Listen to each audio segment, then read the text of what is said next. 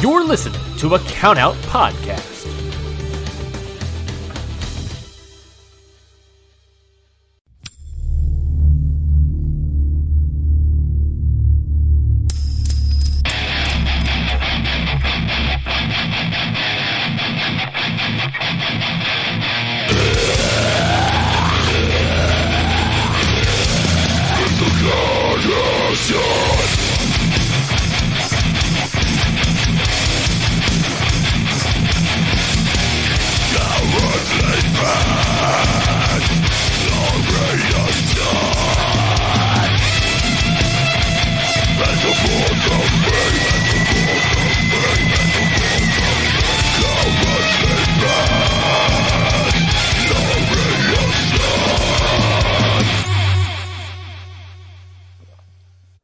So, Curtis, the New Japan Cup. Hey, man.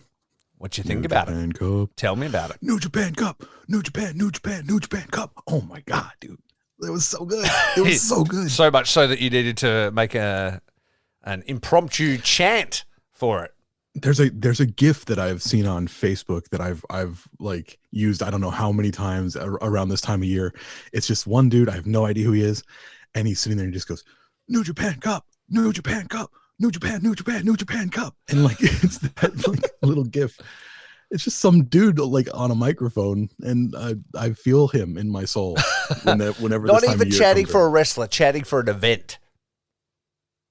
Exactly. Wow. Chatting for the tournament. For the tournament itself. Well, if anybody's been listening to Okada Shorts for a while, you know we normally do New Japan Cup dates where we drop in, we kind of take turns and drop in and do a couple of nights each and keep everybody up to date on everything New Japan. Well, we fucking failed at that this year.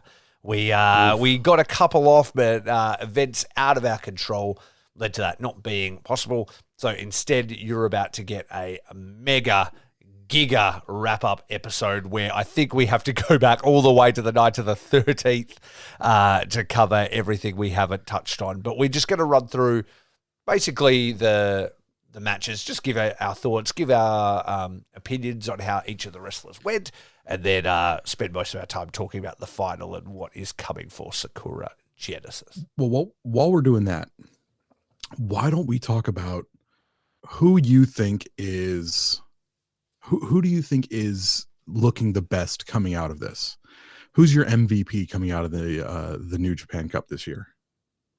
Out of the finalists or out of the entire cup? Out of the entire roster. Oh, wow. Can my answer be two people? Yes. Aussie Open. Yeah. It's just that simple, right? It's just that simple. Like, for two reasons. Kyle Fletcher looks like the absolute future of pro wrestling. He looks like the fucking second coming of like Kenny Omega and Will Ospreay. He, this dude's what, 23, 24 in a few years. Can you imagine what he's going to be? Like if he continues down, New Japan better have signed them. I tell you that much. But absolutely, Kyle Fletcher, I thought he put on an amazing showing for his two matches. And then Mark Davis, too. Talk about picking up the ball and running with it, man. Looking like an absolute killer. People been saying he's looking like he belongs in 90s New Japan. 90s All Japan, looking like a Stan Hansen type, and they're not wrong. He had a fucking banger match with Will Ospreay. Then Will gets injured. He gets the tap on the shoulder. Goes on to give, like, Evil and Sonata both their best matches like in a row, basically, like he absolutely killed it, dude. So for me, on both sides of the bracket, like those two guys killed it. Who I feel like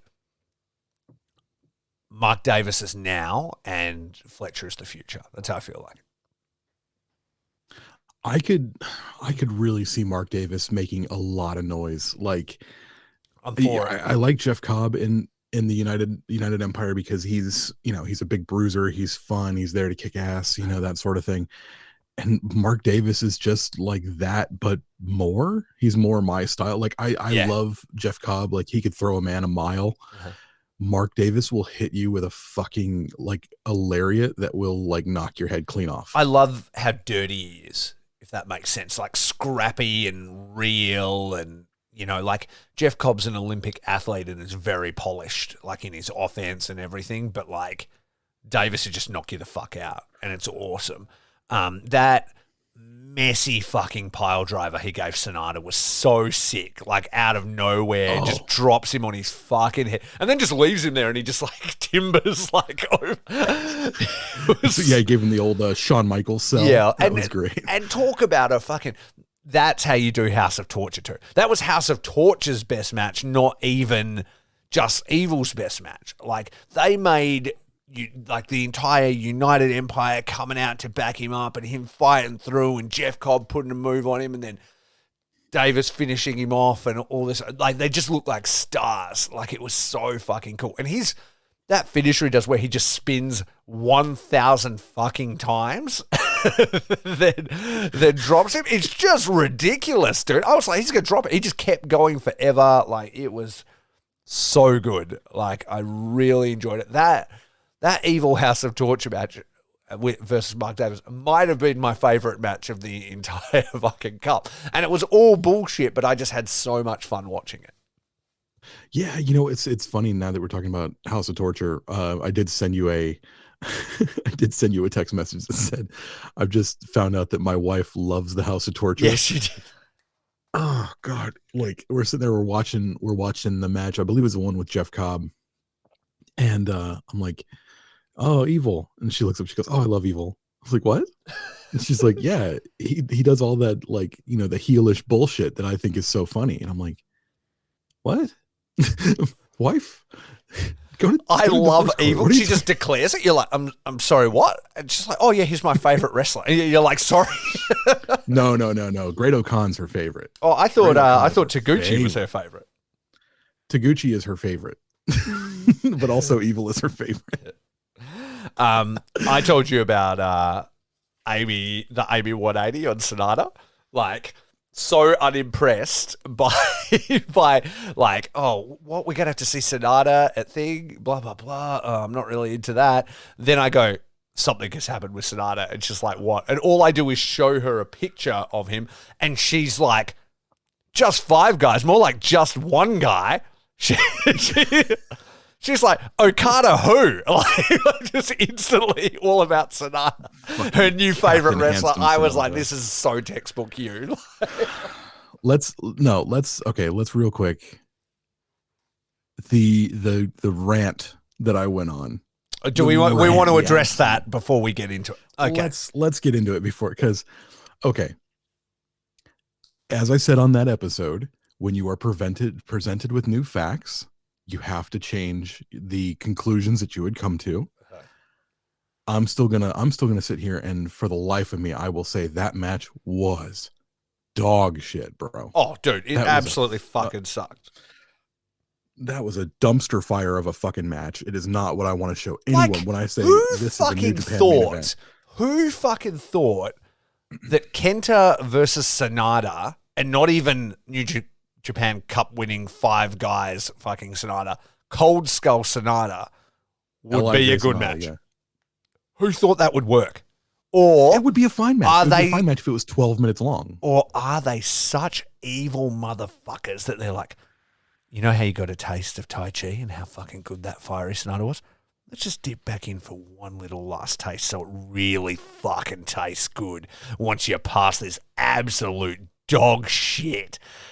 It's like Vince McMahon, like, yeah, you gotta fucking love it. And then they make you eat that, and you're like, Sonata is fucked, complete regression, take back everything I said. And then they're like, you like that, did you? Now let's bring in Davis. And you're like, oh, fuck. Let's give him Finlay and like really fucking oh, what's that? Tai Chi's coming out at the end of the main event versus Naito. He's changing factions, and now he's going to wrestle different, and now he's the most handsome man you've ever seen in your life. We made him fucking wear a beard and fucking look like a pirate for fucking 7 years. Here you go. You're welcome. Like, is it my God. Did they think that was going to be a banger, or are they like, we're about to stink the fucking place out so it tastes so much better? So I think that's exactly what it was. I was listening to We Work Stiff, and Josh Shout came out. up with a Love theory. him. Shout out. What up, Josh? I love that guy. Every time Shout I out, listen Dave. to one of their episodes, I end up sending Josh a text message or so on a DM on Twitter, just going, "Oh God, another fucking banger, dude! God damn it!" Yeah. Anyway, Good shout out the Dracula of vernacular. Shout out the Mumble Bob. All the cast of characters from We Work Stiff. I love that fucking show. So Josh comes up with a theory that they did that on purpose. They give you the amuse-bouche of him with Tai Chi, and it's like a movie, right? Yeah. Like the hero sees the path that they have to walk down, and he says, "No, I have to do this. I have to do this on my own," and starts walking down that other path, which is the Kenta Sonata match. Yeah. And it's such dog shit that he goes, "No, I need help." And that's when he like finally turns back to the light side of the force. Yeah. You know? He at the very end of the Kenta match, he manages to pull it out by using that new offense, and he's like, the new offense does seem to be working better for me. Maybe I need some boys. If they did that in 12 minutes, it'd be fine. I think they really wanted great. us to fucking feel bad about it, so we would feel so much better on the other side of it. Yeah. Either way, that's just some evil. It's a real shitty thing. It's a real dick move to fucking put your fans through that. Yeah. It was fucking. It worked. But besides the chair shot to the head, that match was absolute dog shit. Yeah. Dude, I never want to watch that again. Like if someone wanted to like torture me, you know, they were like, "Oh, we're gonna sit you down and we're gonna pull out your fingernails and all these." And like, no, just make me watch that fucking shit again. Yeah, they're like, they've put you in the chair, they've got the fucking clockwork orange eye things keeping it open, and you're like, "I'm never gonna fucking tell, man. I'm never gonna do it." And they're like, "What if we put on something that you could never even handle?" And go, I care too much about the people I love to ever fucking tell you anything. There's nothing you can show me. And they're like, is that so? And then they hit play and Sonata's music hits and you see walk out and you're like, wait, this isn't the 12th of March, is it? This isn't AMA. I don't know what city it was, so you know what I mean. This isn't. No! Okay, it was this guy. He was here like, immediately giving it up before he even hits the ring. Oh my God. Oh, I hated it so much. Oh no. Every bit of my life like drained. I was Dude, I I watched I'm not even exaggerating. I watched that match for 2 days because like I kept going back to I don't have a lot of time. And I'm like, I'll quickly watch it before work. Surely then it's not going to be too long. Still going. Okay, I guess I'll watch it in my lunch break and just finish this bad boy off. Still going. Okay, I may want to kill myself, but let's go breakfast tomorrow morning. Just before I walk out the door, I'll just finish this last 2 minutes. Okay, lunchtime. Here we are again. Fucking, there's another ref bump. Are we ever going to get to the end of this fucking match? I almost didn't even finish it. Ref bumps. Dude, 1,000. How many ref bumps was it? 1,000 ref bumps. I counted. It was a clock. It was like the super kick party of ref bumps. The absolute worst. It was the dirt fucking worst. It's one of the worst matches I've ever seen. But you know what? We're not talking about that match anymore. But yeah, we just had to get it out of our system. So just to say this to anybody that's like, oh, fucking, how wrong were you proved with your fucking shitty take that fucking they need to go to jail for doing that match? I absolutely think Curtis is correct. And whoever booked that needs to go to jail. But that doesn't mean that we can't say that now on the other side of the New Japan Cup, we feel like Sonata is in a better place. Does that mean he should be the new IWGP World Heavyweight Champion? Does that mean that he's now a really good wrestler? No. But what it means is that I have hope that he can be those things. And that's really important. Like, that's all I ever wanted from him, because there's a theme in this podcast when you hear me talk about stuff. From the very first time I had Curtis on to talk about New Japan, all I said was, I just want them to do anything. Just do something, because when it's fucking boring and there's no progression, then I'm out. And if it feels like a chore to watch it, then why do I watch New Japan? But when they're doing things like this, when they're keeping things moving, when they're doing stuff, and I mean, we've gotten out of 2 years of them being in a holding pattern, and we all understand why. But at the end of the day, you have to be creative. Like, you can't just exist on goodwill alone. And I feel like they're really turning up the soil and moving pieces around. And we'll get to where, you know, when we talk about the final, we'll get to some of the other things that are going on. We'll rewind in a second, but I will say that after the entire New Japan Cup is done, I feel like the landscape in New Japan is very different, and I'm very excited for the future, and I'm very excited to attend Sakura Genesis. Hell yeah. Hell yeah. Hell yeah, man. So let's talk about the next night. We had Jeff Cobb versus Evil and Will Ospreay versus Mark Davis. You want to talk about either of those? Because I've got a little bit of talk about the Jeff Cobb Evil match, of course, because like I said, this is where Donna dropped the bombshell. Please, on me. yeah, you wax lyrical about it, and I'll just. I'm not even sure I can really remember much about it. I remember the like baseball chair shot, headshot thing looking particularly bad. Like it just stayed on Jeff Cobb's head, and I don't know if that's good. She loves like heelish antics. Yeah. She thinks that shit's hilarious. Absolutely. She wants to, she wants to see more of that. And so like when the entire House of Torture, when all the hot boys came down and started like hitting people with wrenches, and there was the big like WCW Monday Nitro, like two giant factions coming out and warring together. Was like, this the one where like Okada gets like handcuffed to the fucking railing for like, and he's there until the end, like the credits roll, and he's still there? It was like the building's like empty, and he's like just still chained to the and Ospreay and that are like, we'll be back. Yeah, dude. Yeah, like fucking Mark Davison comes out for the next match and is just like looking at Okada like, he's like, what are you doing? He's like, I can't really do anything to help you right now, man. Good luck with this. Yeah, he's like, I gotta go face the best wrestler on the planet real quick. Hold on.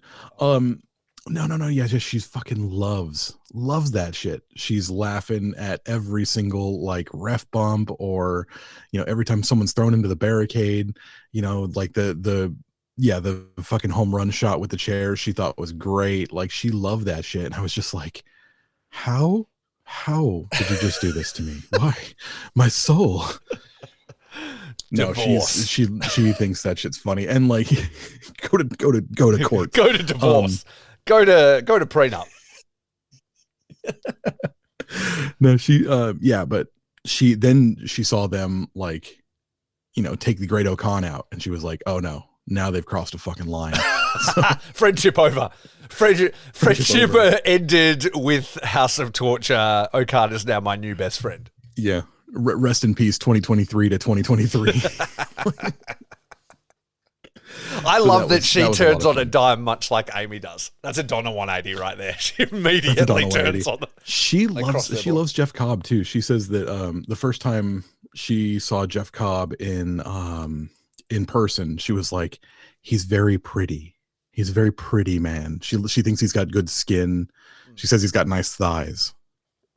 I don't think she's wrong. I've never really thought about it, but you can't really call her. Where's the lie? Yeah. I was like, okay, cool. Yeah. Great. Yeah. Then came Will Ospreay and Mark Davis, and holy shit. Yeah. What a fucking match, eh? Yeah. So do we know if the injury was real? I messaged you, I'm like, is this a work? I'm like, maybe I think it's a work, because like it was sort of the story of the match, but I haven't watched it back to see the moment he started favoring the arm. You know what I mean? Because I know that it was like the story, but I didn't see anything particularly happen. Was there a moment where you were like, oh, he just landed wrong or something? I didn't see a specific moment where he landed wrong. Someone suggested that it was during that big senton that Mark Davis does, that he might have landed on Ospreay's shoulder wrong. Okay. Someone suggested there was an outside spot where Ospreay landed on his shoulder wrong. I didn't see it. Yeah. So we've talked about this, you and I specifically. I don't like this. If it is a work, it makes you real. You sad. If it is a work, it makes me sad.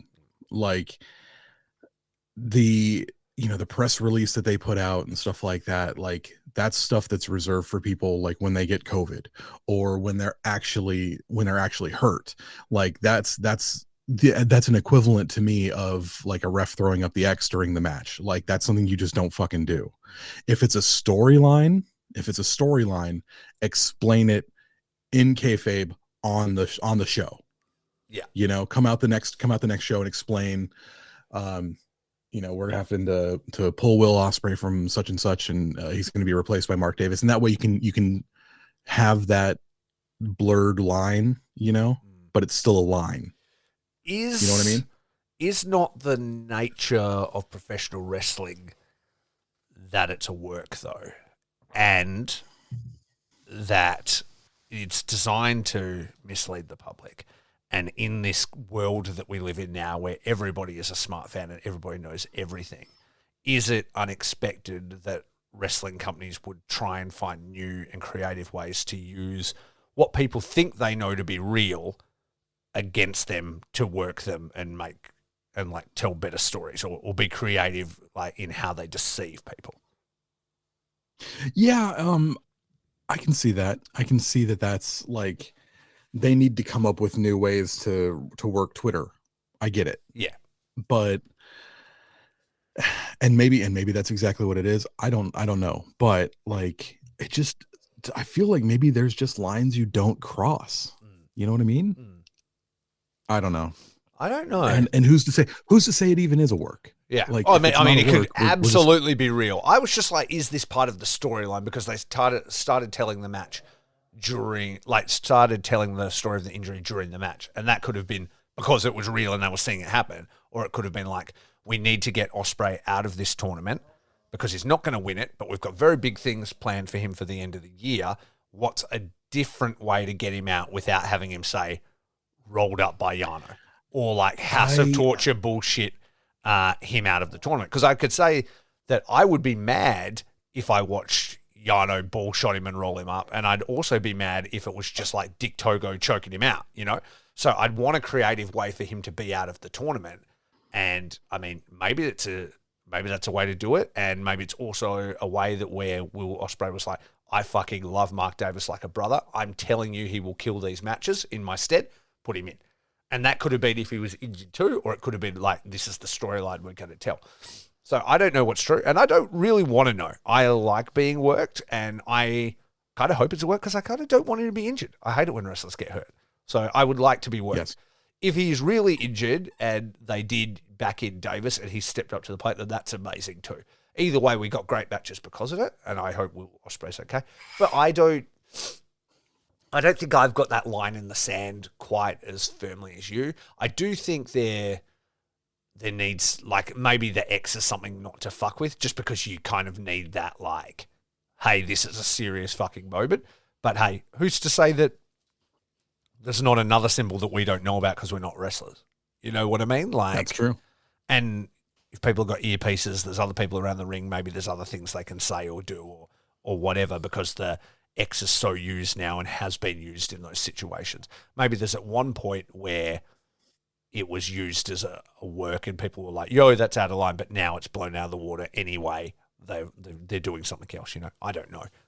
And I guess I'll never know unless I become a wrestler. But yeah, I just want to... I try and suspend disbelief as much as I can. You know what I mean? I kind of hate being a smart fan.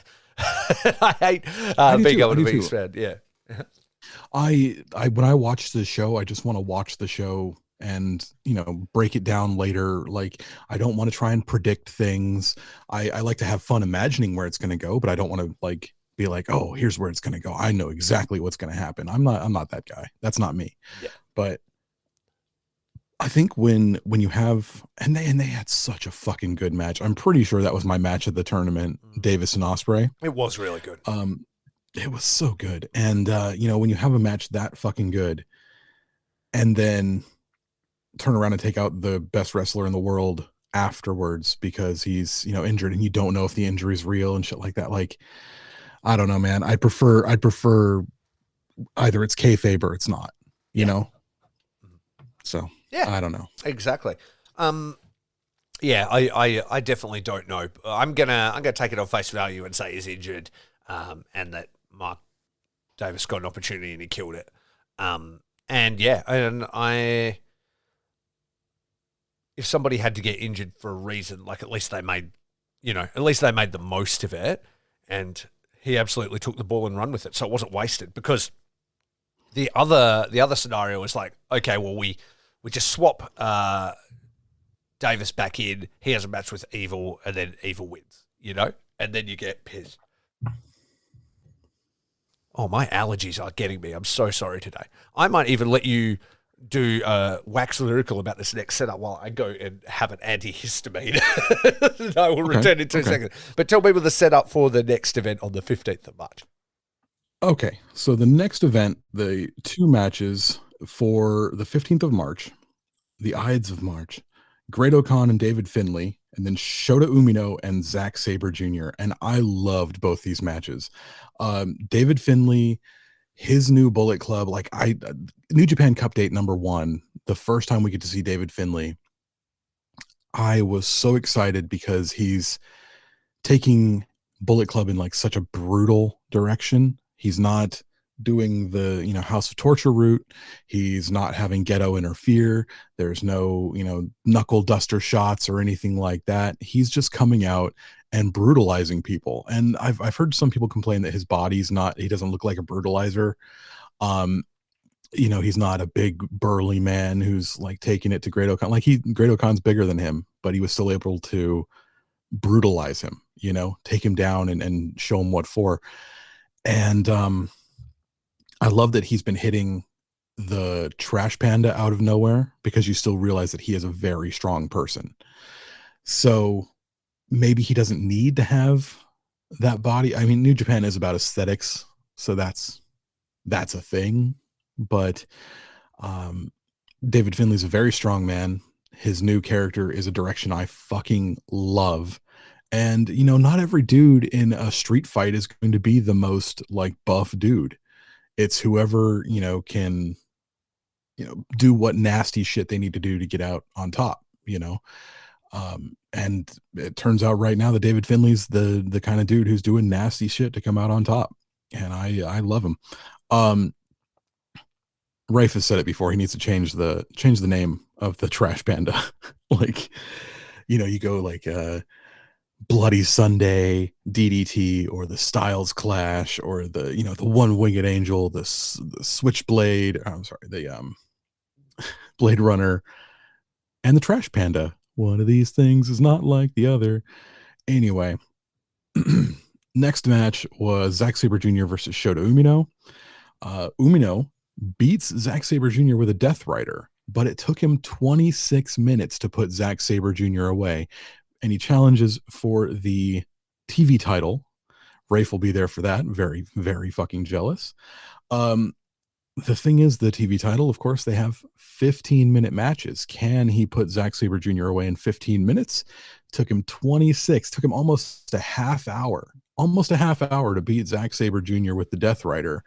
I don't know if he can put Zack Sabre Jr. away in 15 minutes. Shota is talented. He's on the come up. Can he beat a dude at the top of his game right now in less than 15 minutes? I don't know. He cannot. I don't know. What do you think, Ray? I don't think he can. I think they're just getting it set up and to give Coda an opportunity. Shota, Jesus, Coda, fuck. You can tell I've been sneezing my head off off the mic here, but this antihistamine will settle in it as well. I don't think he will, but again, it's just another good opportunity, more experience, and I feel like this was maybe like Shota's best match to date, and it proves that he's very, very still learning, and learning the lessons that he's being taught as he's doing them. I think he looked great in this match, and I think Zach did too. I think so what I realized during this tournament, because a lot of people were down about Shota after that Naito match. Yes. And I think I realized why. And I wanted to say this to get your opinion on it. Uh-huh. Shota has huge babyface energy, right? Yes, correct. And we want the baby faces to fire back up after being beat down. And so you see his match against Will Ospreay, which was great. The one that they had at Historic X Over and the one that they had at Royal Quest were both great Sure. because Osprey can be vicious. You see the match that he had with Zack Sabre Jr. and Zack Sabre Jr. can be vicious. And you see the match that he had with David Finlay, and David Finlay nowadays is super vicious. And so those matches that he's having are very good. Then you have a match with Naito. And Naito is not someone who is vicious. No. Naito's not someone who's going to beat you down. Naito's very cold, very calculated, and he's going to like taunt you and stuff like that. But he's not going to be vicious and take you apart piece by piece and grind you down so that you can rise back up. You know? And it was like pretty clear that the crowd also, I mean, Naito's so popular. So Shota almost wasn't really put in a position where he could succeed because he's versing one of the most popular guys in New Japan that the crowd won't even let be a heel, even when he is, you know, and he's supposed to be this like plucky baby face, but how can he? Because he can't. He's not over yet, and he's versing somebody super, super popular and likable. So unless he was going to show, which, I mean, is the way to do it, is Shota shows like an edge of brutality and viciousness himself, but it's too soon in the piece for that, you know?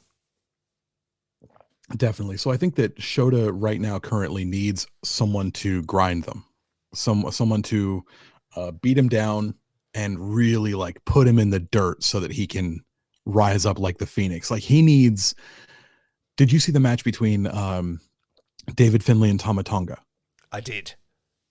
And you saw how brutal David Finlay was to Tama Tonga and how easily it was for Tama Tonga to like fire up and get right back into it. And like that's what Shota needs. Yeah. That's what Shota needs. Yeah. So, and that also, that's a great point. That's when Tama's at his best as well as a babyface, when he's fiery babyface, because that's exactly the characters they're both running at the moment. And if they're not giving that, then they're giving you nothing. Exactly. So let's talk about Mark Davis versus Evil. As I said, probably one of my favorite matches of the tour, if not my main favorite match, I think. Just absolute bullshit. It was just like, you know, old school American wrestling, I guess, like Attitude Era American wrestling with all of the bullshit, but you loved every second of it. It's what you want from a house show. It's the good guy winning, the bad guy, and all these fucking cronies getting beat up by everybody. I love that they paired everybody off, you know, one by one, as the United Empire got the better of all the House of Torture boys. And in the end, you know, Davis won, but the crowd was there for it, and he looked like a huge babyface by the end of it, which was really, really fun. Definitely. And everybody was well and truly on their side. And and that match, I think it's the water slide is the spinning kind of thing he does. It was crazy how fast he was, especially with a dude like Evil. Powerbomb. Yeah, but it's like Evil's one of the bigger guys on the roster, and he was just spinning so fast. It was absolutely crazy. I loved it, man. Well, Dunk Daddy, you know, he used the power of that badonkadonk that he's got. That's it. And he hoisted Evil up and said, "You're going for a ride, big guy," and fucking threw him into the sun. It was amazing. Yeah, it was amazing. Yeah, really enjoyed it. What did you think of Naito and Sonata? So this is the beginning, or a match that will sort of go down as the beginning of Sonata's metamorphosis and change into who he's gonna be. I don't think the match particularly was wrestled super different by Sonata, but it at the end, you know, the fire and stuff that he started to show, and then obviously like the arrival of Tai Chi and the change and stuff like that was the beginning of everything. Yeah, I think the Tetsuya Naito could fucking wrestle a broom and have it come out good. I don't know. It was fine. The story of this match was, you know, is Sonata going to go backwards or forwards? And he went forwards, and that was really cool. Everyone, I remember, like, I didn't watch this live because I had worked that night. So I made the mistake of getting on Twitter as I was firing up fucking New Japan World, and saw everybody freaking out about Sonata becoming the fifth guy, just the fifth guy. And you know, this is good. This is good for Sonata. Yeah. It's very, very good for Sonata. Kind of sucks for Taichi, eh? Yes and no.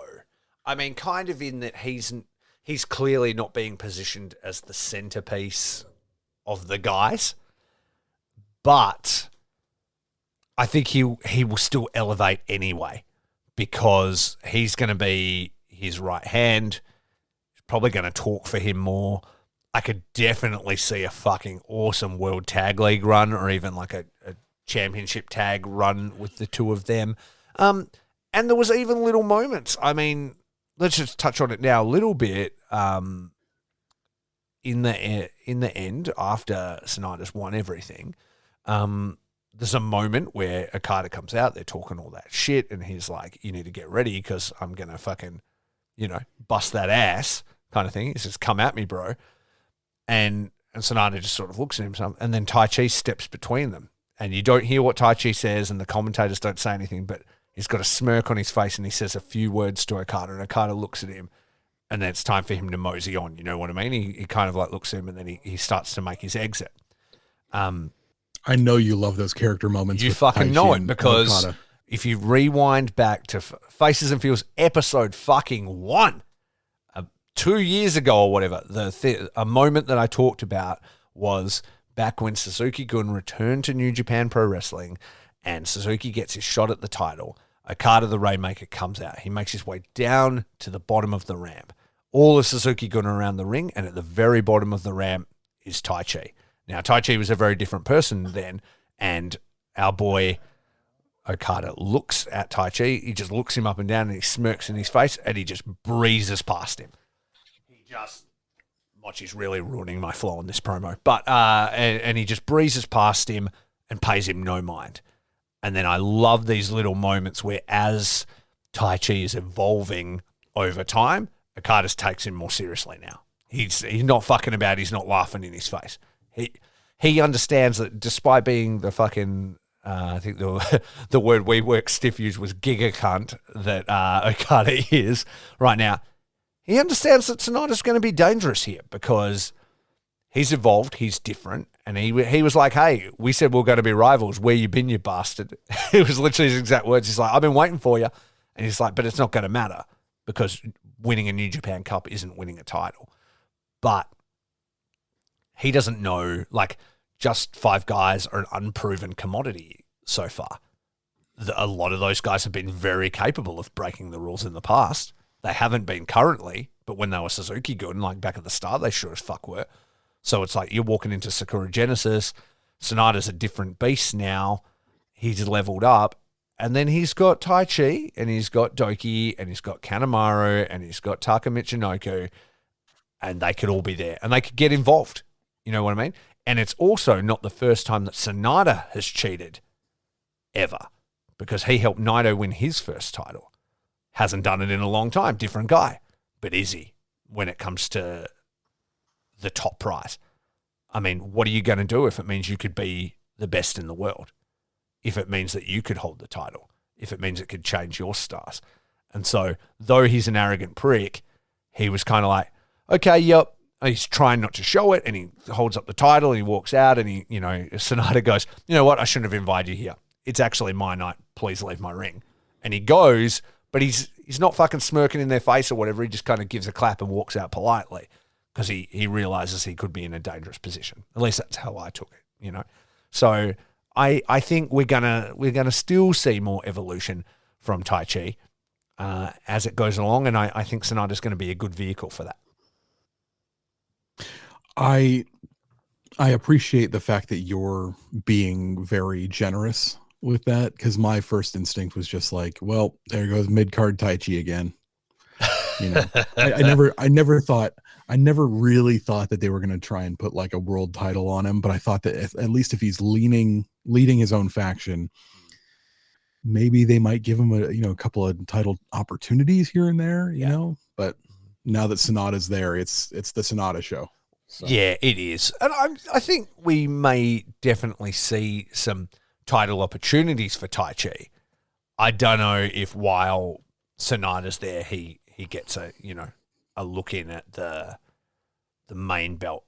That said, though, I mean, people would have maybe said that about Shingo being in the same faction as Naito. He was fucking champ. And that's, you know what I mean? That's something Naito said, actually. Oh, really? In a backstage comment, I believe it was Sonata said something like, I couldn't shine under your light. I had to go and get out on my own. Sure. And like Naito's like, are you kidding? Like Shingo was champion for like 6 months. Like, I didn't fucking stop him, Yeah, exactly. So that's a whole thing. So the match was fine. The storyline that came out of it was something that really hyped people up. Yeah. And I think that's all it was needed. Yeah, absolutely. And that was also, just the beginning of a turn, and it felt like, a cosmic shift in the world that is New Japan. That's important. And so the next night, Shota Umino versus David Finlay. Really loved this match. Finlay advances with the Trash Panda on Shota. I think this was a great way to have that, like I said, fiery baby face Shota Umino. Yeah. Like, I like this a lot. Absolutely.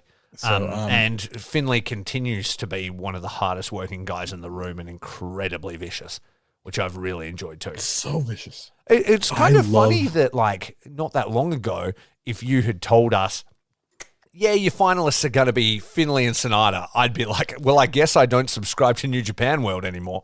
Would have been my answer a few years ago, but they've evolved over the course of this New Japan Cup. They have made the most of every opportunity, except maybe a couple of people, Kenta and Huge, but in elevating people and changing people. Like, and even the characters that surround them changing. ELP, Tai Chi, the guys, like Davis, Fletcher, all that. There's things going on, and that's pretty cool. Yeah, the idea of them like really shuffling the deck has been, I mean, we keep hearing these words. I listen to a lot of our, brother and sister show podcasts, and the word that I keep hearing is youth movement. And I feel like they are really shuffling the deck on a lot of these guys, like making these dudes become dad status, and maybe they don't want to be dad status, but it's like, I don't really think a lot of these guys have a choice, and that's no disrespect to them. Yeah. That's no disrespect to someone like Hiroshi Tanahashi, who is one of the greatest of all time. But they are trying to get younger. They're trying to grow stars. They don't want to have to rely on a 40-plus-year-old Tanahashi to pop a house. Yeah, and every time something goes wrong or someone's injured or whatever, just drop Tana in, which is awesome. I love him, but they need to be able to pivot to younger guys and have more options than just like dust off Tanahashi every time. Yeah, exactly, 100%. So as far as this youth movement that they're doing goes, I think they're doing a great job. They've really built two really big guys out of David Finlay and Sonata. Yep. So that's great. Absolutely. Shota Umino on his way there. I think this match was really good. Showed a lot of fire in this one. Really, really good moments. Absolutely. And still so new. And the fact that he is, I don't think, when do you think another young lion has elevated as quickly as Shota has? Like, I mean, they're putting him in positions. Like, I think Okan was maybe more complete quicker. He had a big run in Rev Pro and all those kind of things. I think he was complete quicker. But when it comes to somebody that the company is obviously very big and behind and putting him in positions to succeed, it's like Okada and then him, right? Like, he's not being given the same opportunities as Okada, but he is being frontlined for something. Well, yeah, I mean, not many people get given the title as soon as they return from excursion, but yeah, they're definitely making it known that they see a lot in him, and that's pretty cool. Yeah, he's the main ingredient in their gumbo going forward. you know? Yeah. Like Huge. he is something huge coming for him. Expect him, you know? Yeah. Like it's gonna happen. Absolutely. The next match that night was Goto and Tamatanga. These guys know each other very fucking well from their tag team matches. I thought this match was good. Yes, I think so too. I think Godo, Tabatonga, both absolutely rock solid. But it's another case of, like you say, like Tabatonga does his best work when he's versing these sort of vicious villains, you know? I don't think Godo could pull out absolute great matches, but he's not really the one to carry, I guess, the fire and the personality of the match. He can be the foil for that, definitely, and can show like a lot of fire going through it. But when the story is really Tamatonga's story, like it's not like Goto is this huge mountain for him to overcome, I guess. Yeah, definitely. So our final four at that point: Tamatanga, David Finlay, Sonata, and Mark Davis. When you saw that final four, like there was a lot of disappointment on the internet. Like, and I mean, like, tell me you don't watch New Japan without telling me you don't watch without telling me you don't watch New Japan. Yeah. But like when you saw that final four, and then we had that discussion of this is our best case scenario versus our worst case scenario. And it's right there. Is that good booking or is that bad booking? Yeah. What went through your brain when you saw that final four? Yeah, because I hadn't watched the matches before at the time. I was playing catch up, and I saw that. I was like, okay then. But I wasn't mad about it because I do watch New Japan. I've seen like the elevation of these dudes. I was super surprised to see Davis. That was the one that shocked me. I'm like, he beat Evil? Like, I thought for sure we're heading to that cursed match of Sonata versus Evil. And my eyes get gouged out of my own skull. But like, it was a pleasant surprise, and I also really enjoyed that they're like backing in, elevating their dudes. You know, we're pushing Finlay. He's in line to be the leader of Bullet Club. He's showing something different. He's doing something, and they're like backing it in. Tabatonga, new baby face, you know, doing different things, rigging out, sweet. Sonata, they're obviously, you know, new faction, changing it up, you know, and then Mark Davis. Obviously, unfortunate events with Will Ospreay. We've tapped him on the shoulder, and we're going to back him in and give you something different. And I appreciate that. So I was quite happy about it. So the matches, David Finlay and Tamatanga was great. That was what I want to. That match was what I want to see from Shota Umino. It was so funny because I was like, man, the Shota Umino's finished product is Tamatanga. I don't get how that's a thing. Yeah, I think they want a little bit higher ceiling than that. The overall vibe though is exactly what I want to see from Shota. Like a dude who can wrestle like with fire, wrestle with presence, wrestle with that connection with the fans, wrestle with that level of fun and entertainment, and then, you know, maybe catch a win here with a move that he can get from out of anywhere. You know, he can do a Death Rider from fucking, you know, God knows where. It's just an elevated DDT. Yeah. But that fire that Tama shows, that the fans are fucking living every single time, and I love it. Yeah. I appreciate it so very much. David Finlay, of course. So by this point, we've seen what 4 matches from David Finlay, and he's catching people. He's catching people with his finisher from unexpected places, which was really cool. Yeah. But is he seeming to start going a little stale? Can we get a little like movement on, you know, what's going on with him? I don't know how you feeling. Is his new gimmick already like starting to wear a little bit thin? Like, what are we doing here? No, not for me. They're obviously being very deliberate in his match style and how that's going to be. And I think it's refreshing that they're giving you a different type of potential Bullet Club leader, I guess. Like, he's not just staying with the way that they all do things. He's showing that he could be like a very vicious and dangerous person. And Bullet Club under him could be a very different unit than what we know today. You know, not the jokey bullshit of the elite, and not the conniving mistrust that is Jay. It could be something very vicious and dangerous, and so I'm keen to see where that goes. And I've really been enjoying the understory of ELP not really accepting him as a potential leader, to the point where he was on commentary, which he was great at, and he after he wins this match, I believe it was, when he's like, "Hey, that was real good, man." He goes, "What do you think of that?" or whatever. And he's like, "Tell you what," he goes, "You win the big one you're in, man. You've done it. I'll respect it. Absolutely."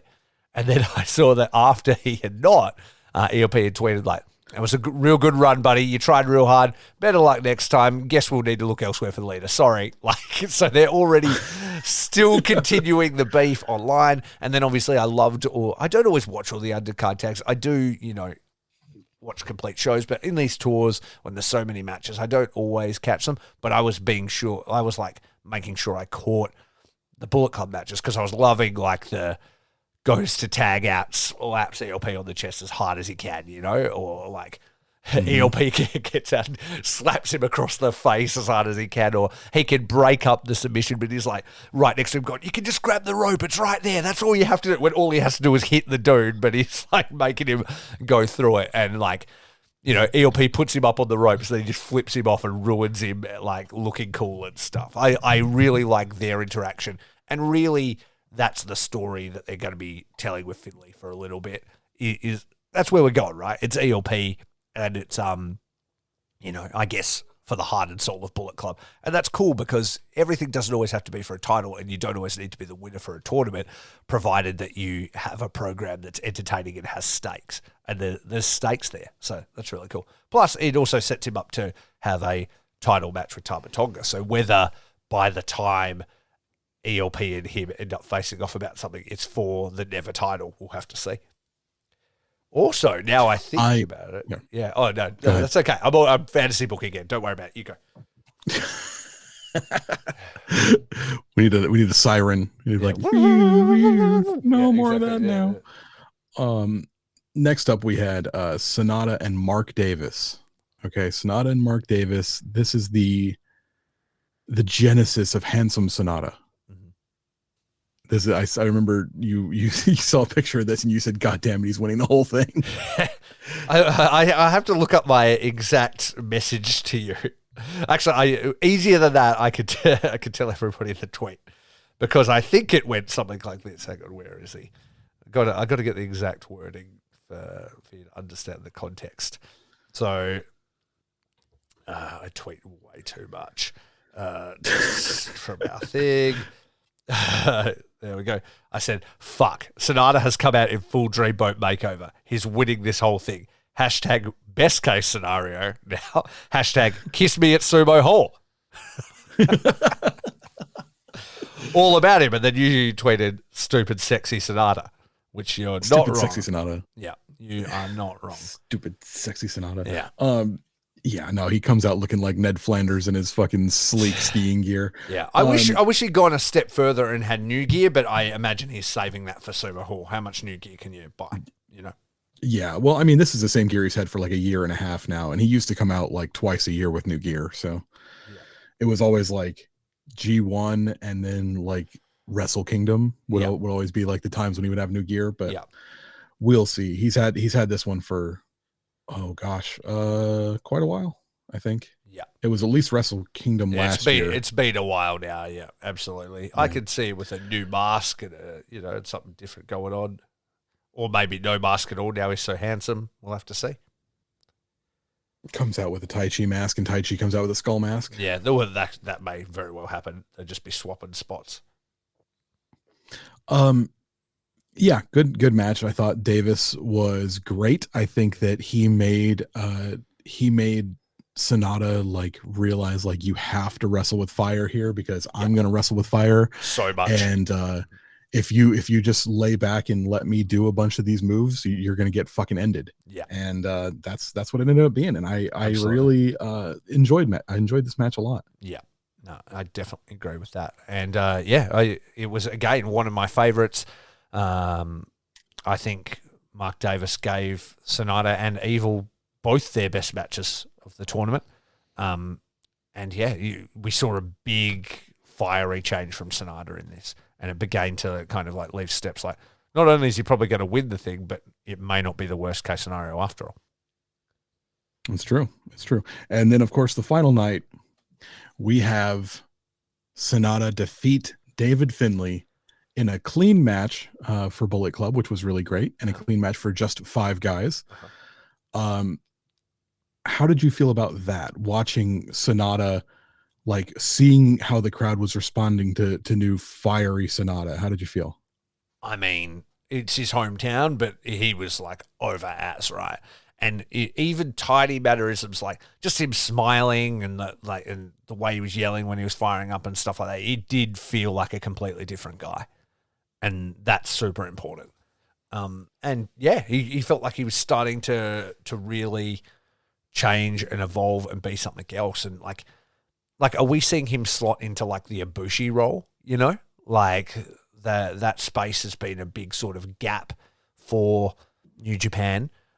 And so maybe they're like, hey, who are going to be our, big 4 guys, that go on the posters and do all that stuff? Who's it been recently? It's been like Okada, Naito, Ibushi, and Jay. Will. And Will. And so you'd be thinking it's Okada, Naito, Will, and Sonata? Like, is that who's filling that other spot? Is that where they're going with this? And it also made me feel like, Okada's holding this through to Wrestle Kingdom and shit like that. But it's like, is he? And you always want that little question mark. And even like his promos and stuff after, like Sonata said, I would feel like all of this was for nothing if I can't win at Sakura Genesis. And so, I mean, do they give him a cup of coffee with the belt? Like, give him the old V0 run. Like, people get that first title win's not always a good one for people. Yeah, it's just a taste. Just dip your beak in it, wet your beak. Here you go. And then, like, are you losing it at the Bullet Club celebration at Dontaku? So, Finlay gets a cup of coffee with it before Okada then takes it back, and then we head towards Wrestle Kingdom and Will and stuff. Like, is there something to be had there where you could quickly flip it between a couple of guys, give them a little bit more credibility before getting it back where you need it to be? I could see one of them. I don't know if I could see both of them back to back. Yeah. 2 V0 title reigns in a row. That's not normally how they do things, but this is not a normal time. It's not a normal time. It's also a new belt that has flipped more times since this belt has existed than the V4 had in my entire fandom. Like, yeah, it has been dancing, that belt. So, like, yeah, they're building its legacy. New rules, new belt, exactly right. And so, in a company where everybody expects huge year-long reigns and stuff for people, do they change it up? Could be a thing. And it's like you said, it could offer a lot of people some legitimacy that they need to, boost their credibility as they head into a time where they're hopefully they're trying to get some local people back reinvested in these new stars. Sure. So yeah, absolutely. Let's see it. So that's our New Japan Cup. You're seeing Sonata versus Okada at Sakura Genesis. Well, I will say this, that I really, if you go back to our best case, worst case, I stress adamantly that isn't the situation that I wanted to see. It wasn't the match I wanted to see. I would be ushering my friends to the door before the match even took to the ring. I'd be throwing burning cushions into the ring like Vader versus Inoki. But to New Japan's credit, that's not what I want to do anymore. And I actually feel like it could be a really good match. If we see that fire out of Sonata, if we see absolute Kiyomiya level cuntiness from Okada, it could be something really good and potentially their best match ever. Well, I can already tell you it'll be their best match ever because every other match they've had has been fucking terrible. So, in my personal opinion, only one way to go. Terrible is maybe a harsh harsh way, but I have not enjoyed them at all. And I didn't think they're like, oh, proud to call you rival, and like they have this awesome chemistry. I didn't think they did at all. So I think this has the potential to be their best match. And I feel like Sakura Genesis, whether it does or not at the end, is an event with stakes. And that's all you can ask for, yeah? Before we jump into some of those other stakes and preview Sakura Genesis, do you yourself have any final thoughts on the New Japan Cup, what you want to see from Sonata, what you want to see from Finlay, and, you know, just wrapping up all your thoughts on the New Japan Cup in general? Thoughts on the New Japan Cup. So I think that my MVP definitely was Mark Davis. I think you nailed it. Mark Davis cemented his place, because before his second match, the match that he had against Will, everyone was like, Fletcher is the future. Oh my God, Fletcher's the thing. He's the move. He's the next Will Ospreay. He's the next Kenny Omega.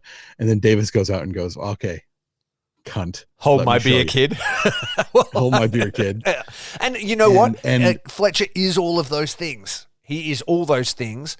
But he still needs to grow, you know, like he is still a kid. Like he's only 23 years old. His face, everything still needs to develop physically. And he also needs to keep on learning, and he's in the best possible position to do that, especially having a partner like Mark Davis and being under Will Ospreay. But Davis feels like somebody you could go put him in the fucking G1. Like, yep.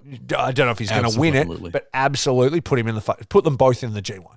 Absolutely. And you wouldn't feel like, oh, they just put a couple of tag guys in to take a few losses. You'd be like, they're going to go on runs, and that'll be awesome.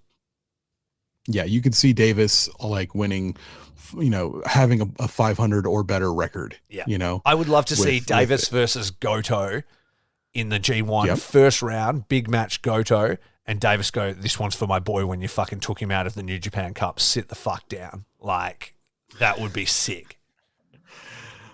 I did love Fletcher bringing out big match Goto. Like it was a wicked. Like, if that doesn't tell you how much they think of Fletcher, nothing does. Because big match Goto don't always exist.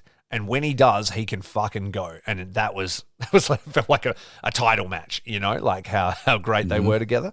And, you know, he had to really push it into the next gear to even beat Fletcher. And so when fucking Big Dog Davis comes in, and it's like, oh yeah, you thought it was pretty fun kicking my fucking kid buddy around. Let's see what happens now. And I think we're gonna see that at Sakura Genesis too. In the tag title match. We won't get all the way there. We're still sitting here on the finals, but I think we're going to see some of that too. Yeah, I think so. Mark Davis, definitely my MVP. I think the booking for the final was the right booking. The stories that they've had coming out of it have me excited. I'm kind of wondering where they're going to go with this ELP versus Finlay thing. That I love that. ELP versus Finlay, like for the Heart and Soul of Bullet Club, makes me happy. Yeah, basically like New Japan Cup did it again, man. You know, 2 years ago, what was it? 2 years ago? When that was last year, New Japan Cup, you were like, what the fuck is going on? Yeah. I said, let's see what happens. And we were both really happy with it. Yeah. Now we look at it and New Japan Cup comes and does it again. Yeah. So I think it's quickly becoming my favorite tournament. Just because I love knockout tournaments as well. And they're elevating people in it. And that's super important. Yep. Definitely. Okay. And then, so we got to talk about that junior heavyweight match, right? And the fallout before we go to Sakura Genesis. So we're going to talk about that real quick. What did you think of Leo versus Hiromu?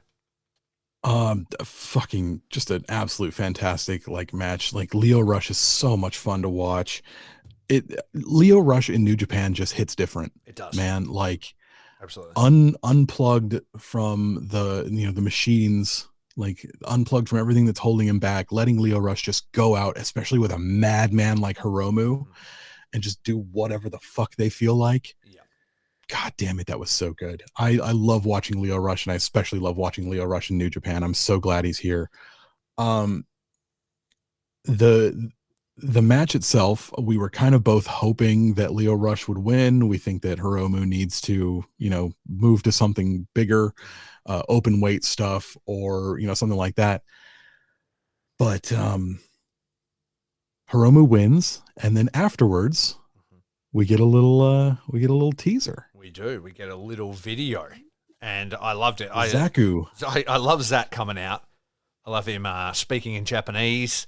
I love him telling them to roll the tape, dickheads. He's so good. And he's like, the newest member of TMDK has got a message for you. And then anybody that's seen that video will know that it is a friend of the show, an absolute legend, Robbie Eagles, announcing that he has joined TMDK and he's going to be fighting for that very title at Sakura Genesis. And I am here for it.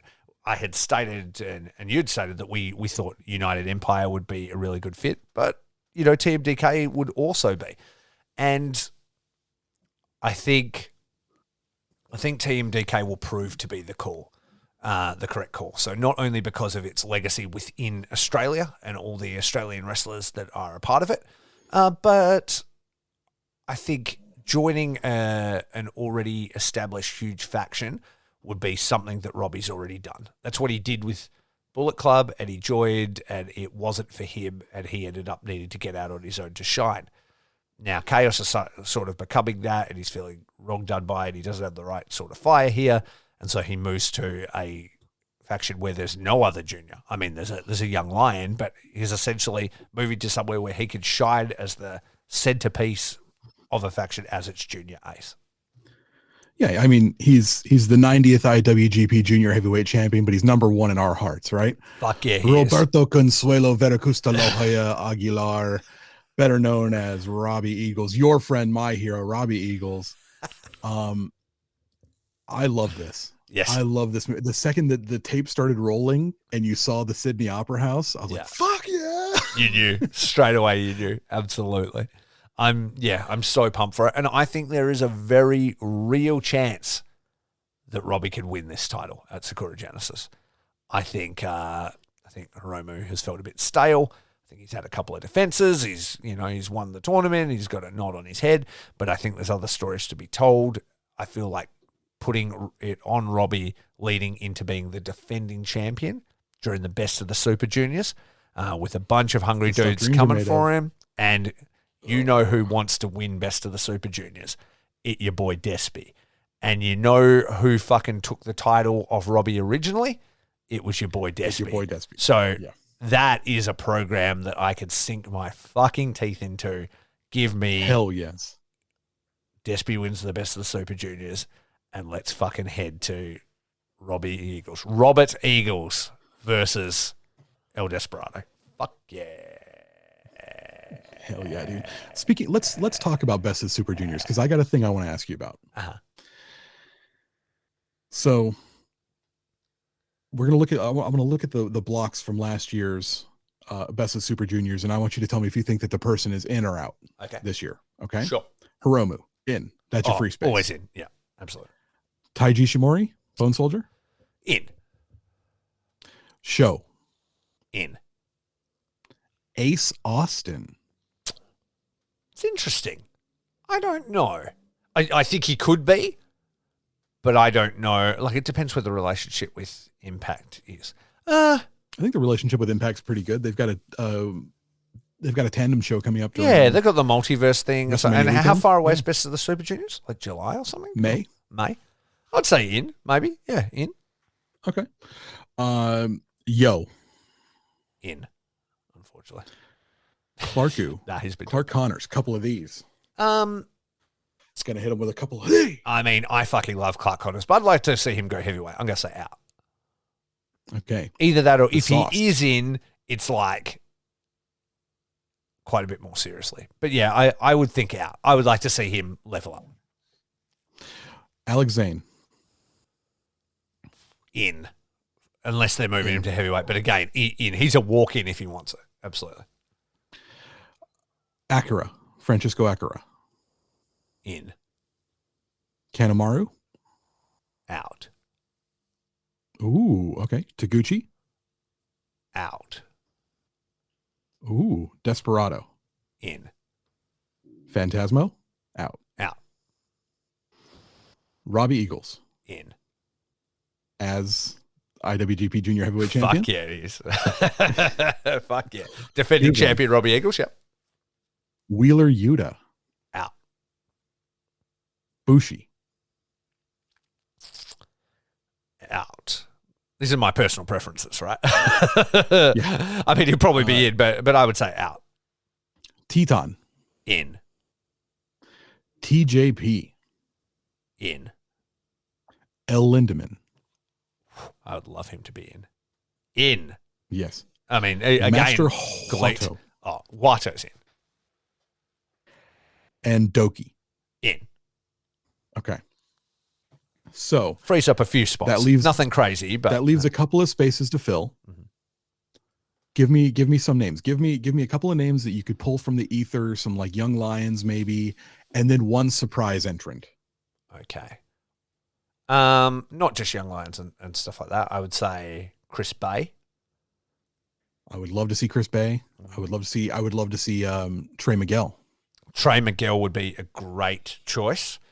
I think there's probably a good chance you'd see Kushida. Yep. Yep. Anyone from AEW?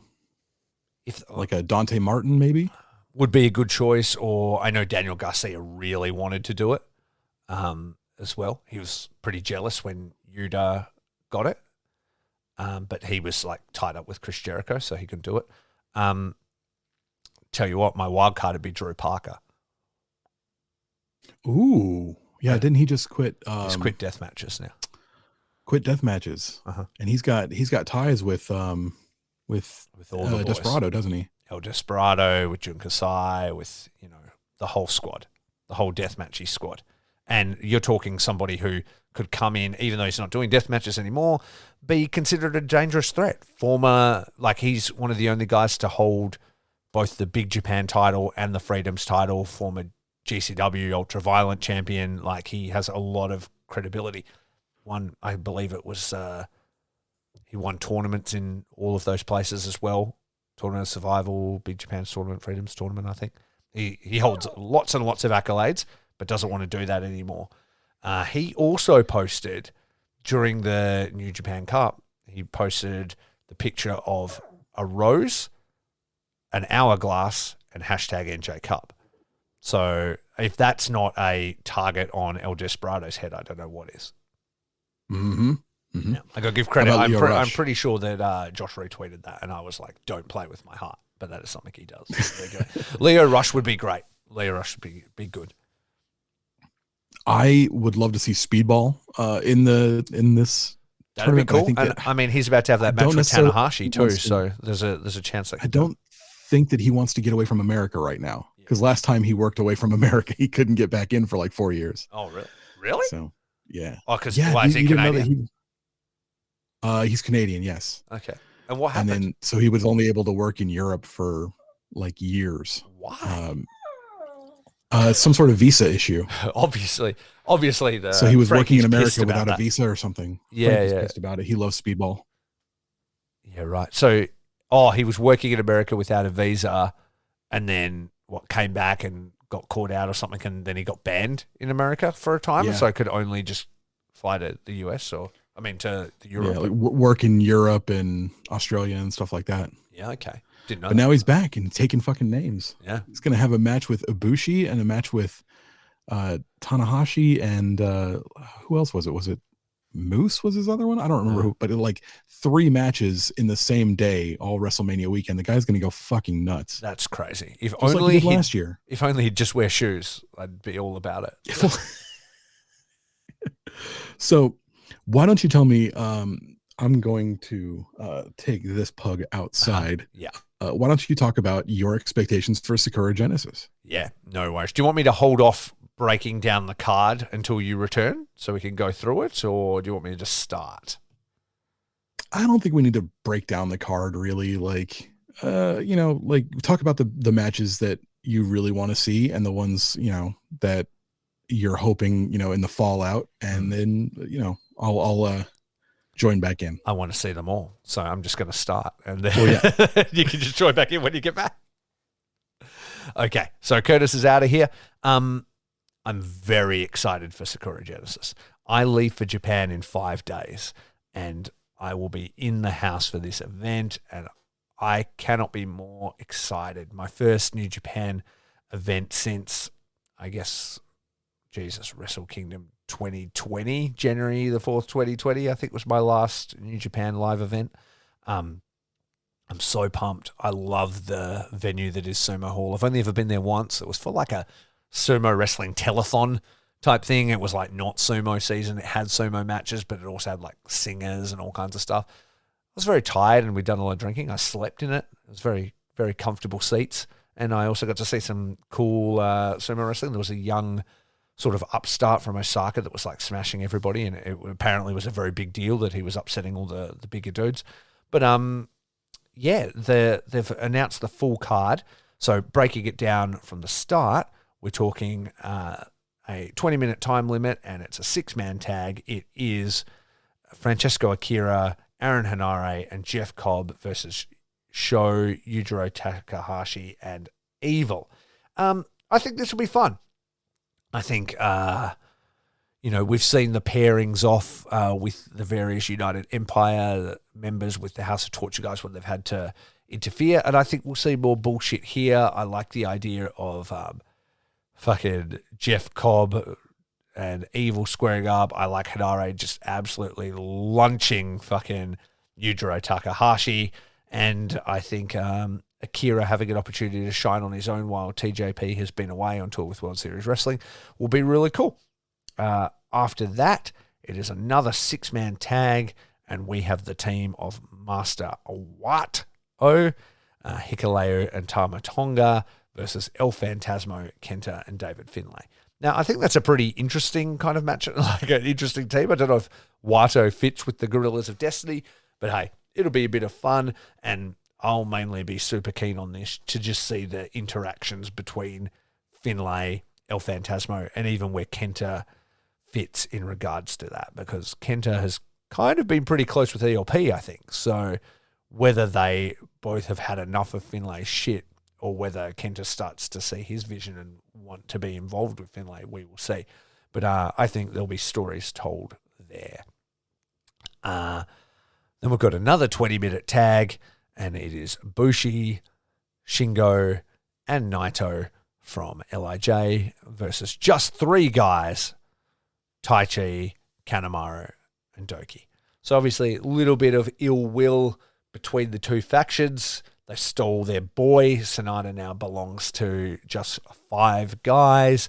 And I think we're gonna see some shit here. I like the idea of Naito standing across from Taichi.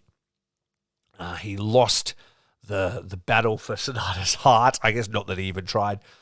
And I think the more we put Taichi level with these bigger faces in New Japan, the more he'll continue to elevate, which is what we all want at the end, because he seems like a rad fucking dude, and I really enjoy his matches. So I think that's going to be pretty glorious. Now we get into the title matches, and I'm kind of trying to waste time as Curtis approaches the computer and sits down. He slowly puts his earbuds in just in time to talk about the NJPW World TV Championship match, 15-minute time limit, champion Zack Sabre Jr. of TMDK versus the challenger Shota Umino. Now, we touched on this just a little bit. What are your hopes for this match? I think Shota's going to do well in a 15-minute scenario, not being in too long. You think we're seeing a new champion, or we just seeing another dojo boy fall to Zack Sabre Jr. here? I don't think so. I think it'll put Shota in a big spot on the card in a big show. I think it will eventually, the story that I think that they're telling with, or the story that I want them to be telling with Zack Sabre Jr.'s title run here, is running through the LA dojo till he eventually gets to the boss of the LA dojo. Yeah. Shibata. Yeah. That may be fantasy booking, but that's what I want to see. Yeah, well, also, I mean, it's pretty informed fantasy booking, because when, he came back and did that exhibition wrestling match on the Wrestle Kingdom or whatever it was against Zack. So it sort of makes sense that it would come full circle back around, especially if they can, have Shibata cleared in Japan. Yeah, definitely. And Shibata has recently just re-signed with New Japan. Very good. Yep. Awesome news. Mm-hmm. And he wouldn't be doing that if they didn't think that they would have a way to get him on the card somewhere, I'm sure. Sure. Absolutely. Do you think there is an opportunity here that we could see Shibata on this show and make me cry in the venue in Sumo Hall if Shibata turned up and I heard the dun dun dun dun dun dun dun dun. Dun, dun, dun, dun. Yeah, exactly. Yeah. Oh man. And then over the house mics, if that happens, people will just hear as I wail from the balcony in full tears as Shibata returns to the venue. You're like there seems to Kevin Kelly. There seems to be a grown man crying. You got to run down to the table and like take Kevin Kelly's mic and be like, "You don't understand. You don't understand." I would never do that to you, Kevin. I would never do that. We're best friends. You just don't know it yet. We're best friends, damn it. Yeah. So much I can learn from you. Yeah, absolutely. I'm into it. I love that scenario, and I think it will give Shota an opportunity to shine. But Zach, I can see a nice long run with this title for Zach. Yeah. Hope so. Absolutely. Love Zach. Absolutely. Next up, 60-minute time limit IWGP Tag Team Championship match. The challengers, Aussie Open, Kyle Fletcher and Mark Davis versus the champions, Bishamon, Yoshihashi, and Hiroki Goto. Is this the switch? This is the switch, right? After that fucking showing at the New Japan Cup, after everything they've been through, surely this is the crowning of Aussie Open as new champs, and also them announcing they've signed 100-year contracts to New Japan. They have to. They have to be signing 100-year contracts. Someone's going to sign them to 100-year contracts. It might as well be New Japan. It should be New Japan, and I think they would want it to be, and I think that is the best place for them. It has to be. Like, there's nowhere else in the world where they would get, I guess maybe AEW, but AEW's roster right now is so thick that I don't think they would get the showcasing that they deserve. Plus, it's a lot easier to travel to Japan from Australia than it is to travel to America from Australia, right? Absolutely it is. Absolutely it is. And plus, all their homies are there. Will's there. They can get to UK easier from Japan, so continue the shows in the area that they have done. And I think just in general, I think there's growth to be had in New Japan that you wouldn't get by, say, just being dumped into an NXT program or Dark and things like that. I think, don't get me wrong, I think AEW have really put like a nice shine on them when they've showed up there, but I think that's directly like because they're New Japan guys. Well, signing with New Japan doesn't preclude you from working on AEW shows. No, absolutely. You could do both. Yeah, absolutely. Yeah, there you go. Mm-hmm. Obviously, it's the best place for them. Please stay. Yep, let's do it. Please 100 years. 100 years. And then... Both. Not 50 years each. Both. 100 years. Both years. That's also what I meant. Yeah, 200-year total between both guys. If one of them has to retire, then the other one has to serve out the remaining years on the other's contract. So if Davis, yeah, exactly. If Davis goes out with another knee injury, knock on wood, I don't want to ever see him injured again. But if he was to go, you know what, I'm calling it quits, I'm going to have a family. Sorry, kid, you've got an extra 80 years on your contract. So now he's at 180 years. Sorry, Fletcher. Yep. But I really believe he is going to be the future of New Japan Pro Wrestling. If everything goes to plan and he continues on the road that he's on, he could be huge in this world, and then from there use that to leverage himself into anywhere he wants to be in wrestling, in a bigger way than Jay has, in a bigger way than anybody else. It was our very own Count Out Pod Twitter that was asking the question. Let me find it. It was who's going to be the next Kenny, who's going to be the next big thing, who's really on the come up. Yeah. And darn it, I have to find it. This is bad. Please vamp. Well, actually, what I'm going to do is hit this mute button so I can sneeze. Oh, And then I'm going to come I'm back. sorry. But yeah, if somebody said it was him, they would be correct because it is. Because Well, that was me. well, then in that case, you were correct because he is all those things. And where you would expect somebody like him to like wrestle a junior style or whatever, he doesn't. He's already where Ospreay was just a few years ago, but without going through all like the indie-rific flippy doos and stuff like that. You know what I mean? He was trained by Robbie Eagles, and then he was put in a team with Mark Davis, who's a great fucking worker, and then has been taught as a tag team wrestler. You know what I mean? He understands like selling and hot tags and all those things, and then now you're going to see what is next. And I think he is on train tracks to where when Ospreay started to change, like turn the corner and become that heavyweight wrestler and change his body and change his move set and all those things, like Fletcher's already like on the way to doing that stuff, but earlier. So who knows where he'll be in, 5 years, 6 years, 7 fucking years. That's, look for him in 7 years once he's served his time, and then they have his big push, New Japan Cup in, 2030. Here it is. So posed on this question on our very own Countout Pod's Ring Post Radio, is there anyone on the come up right now that you think is or could evolve the style of wrestling a la Omega, Okada, Reigns, or Ospreay? Who could you see being copied by other wrestlers 10 years from now? The answer is Kyle Fletcher. Yes, it is. That is the correct Absolutely answer. Absolutely. Yeah. The sky's the limit. Absolutely. He's there should be some very great things coming for him. He just needs to keep his head on, straight, keep listening, keep moving, keep that work ethic, and yeah, he's going to be huge, dude.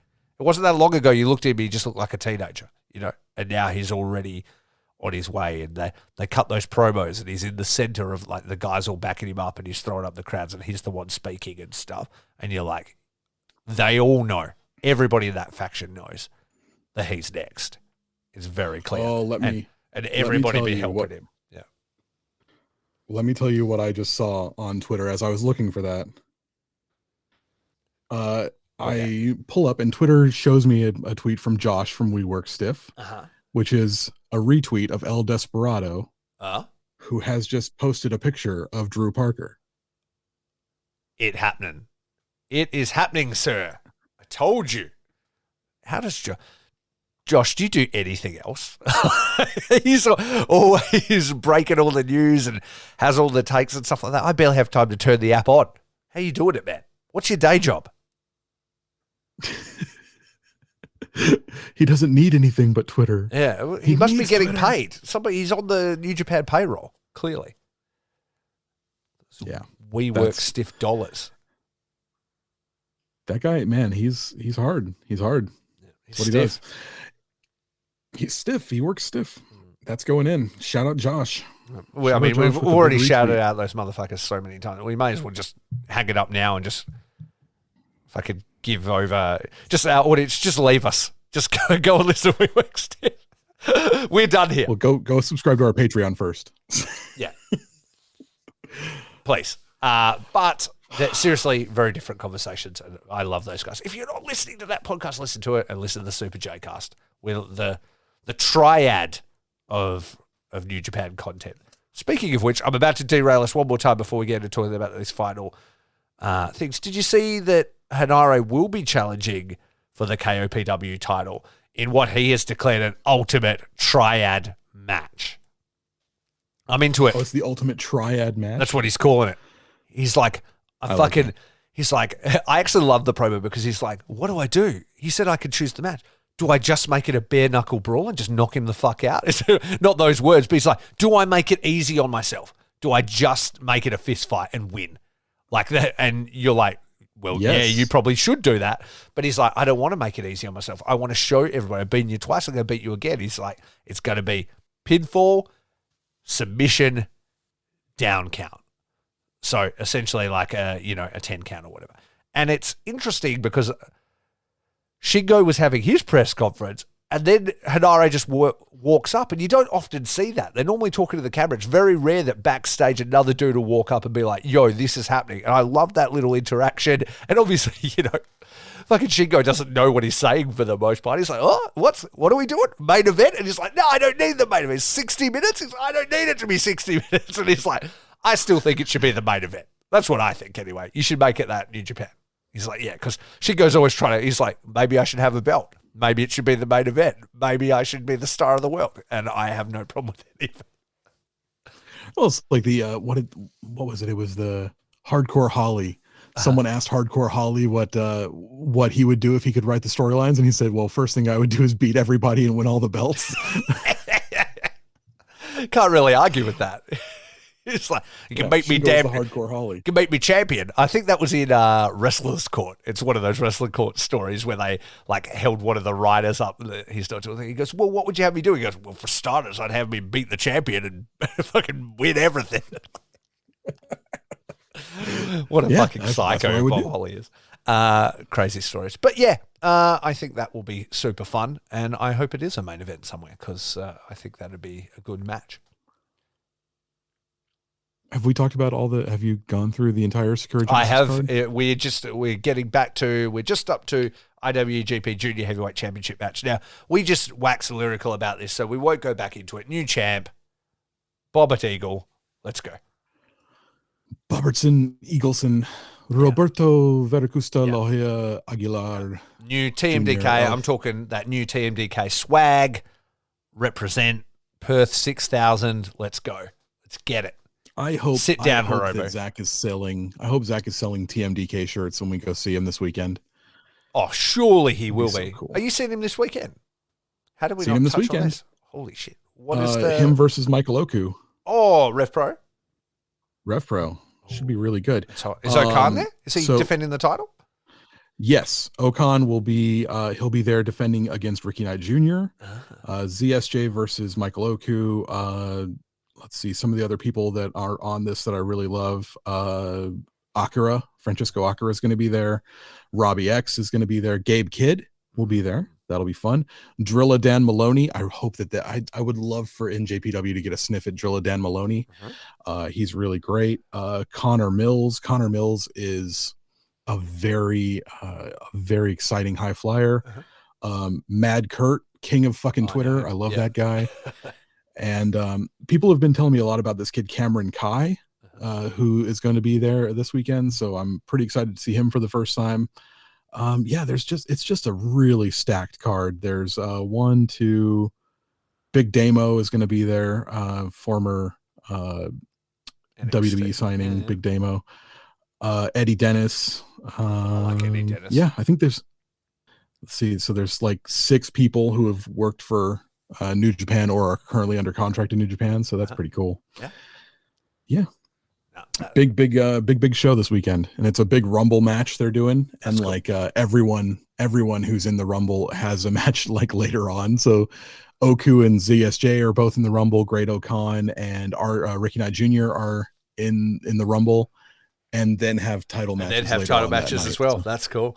Did you see what Okada was saying in the backstage comments where he was talking about Naito, wanted his belt and not being ready for the honor of it, and Naito saying like, I'm not really interested in that belt. He goes, if I did have it though, I might have to throw it.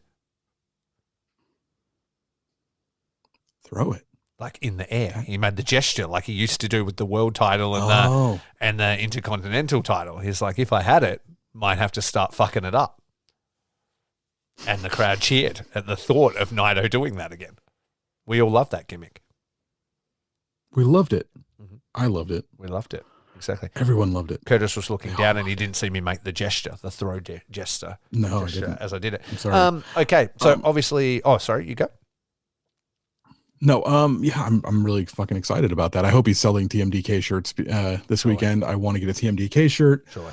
My wife has said that she wants a Michael Oku shirt and a ZSJ shirt. So we're gonna be just dropping all the coin There you this go. weekend. I hope to get a new Robbie Eagle exclusive TMDK shirt. Despite being here in Perth, I've never actually bought a TMDK shirt, and so it seems appropriate that I should buy it in Japan instead of in Australia.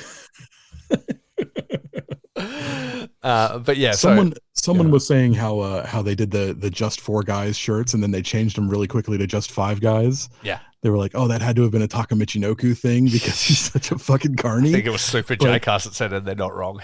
it seems like a Robbie thing. It's a Robbie. It's all wrestlers move. It's a Chris Jericho, Y2, AJ move. Like people have done it since the dawn of time. It's how you get it done. You know, that was a veteran move by Robbie. It's his last chance to get that sweet Bullet Club coin. You're gonna that was great. Flip a few. Absolutely. So, big title match, IWGP World Heavyweight Championship match, Okada versus Sonata. Again, we've talked about it already today. What are you hoping will happen? Like if you had the book right now, are you wanting an upset or are you wanting a solid Okada defense? It says third defense, which is surprising to me. I feel like he's. You know what would make me laugh so fucking hard is just Okada big dicking brand new Sonata in like just like Kiyomiya style. Just like squash the fuck out of it. I did love that promo where he's like he was talking about him being his rival. He's like, "Where have you been, you bastard?" And then he's like, change your haircut, new boys ain't gonna mean fuck all. I'm about to slap 10 shades of shit through you. So get ready for a fucking ass whipping. I absolutely love big dick energy. Angry dad Okada. Yeah. I love this shit. It makes me so fucking happy. Yeah. New Sonata, that's fine. He looks like he's so full of life and he's got Tai Chi there with him and they're like hugging and kissing and stuff. And I love it. No. Black Shorts Okada ain't got time for that nonsense. Black Shorts Okada ain't got time for your fucking bullshit. You are going to get rainmakered and that's it. You got a little taste. I can imagine them. Yeah. Yeah, I can imagine them pulling up in the venue. Sonata's like, so what do you want to do tonight? And he's like, well, figure I'll probably start work a little slow. After a few minutes, I'll hit you with a drop kick, spinning tombstone, and then Rainmaker, you're done. It's like 8 minutes, Emerald Flosion. Like he's like, have you ever seen my closing stretch before? Yeah, we're just going to do that. See ya out there, kid. Time and time again until you never ever beat me and you retire. Go away. I'm Kazuchika Okada. Yeah, exactly. But I think I agree. I don't think we're seeing a new champ here, but I think we're going to see a competitive Sonata. Like I think there'll be near falls and it'll be close and things like that. But I don't think he's going to get there. I don't even think it's going to take 2 Rainmakers to put him to sleep. You know what I mean? I think there'll be lots of near falls, but once he hits him, that'll be a wrap. Does Okada kick out of his new finisher? That's that new modified DDT. That's a big call because they're building it, right.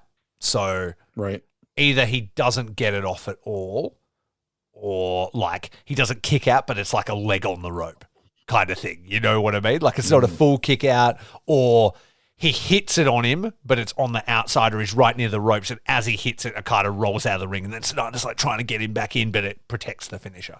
Like, that's how they do it. Yeah. I've seen wrestling before. I know how this works.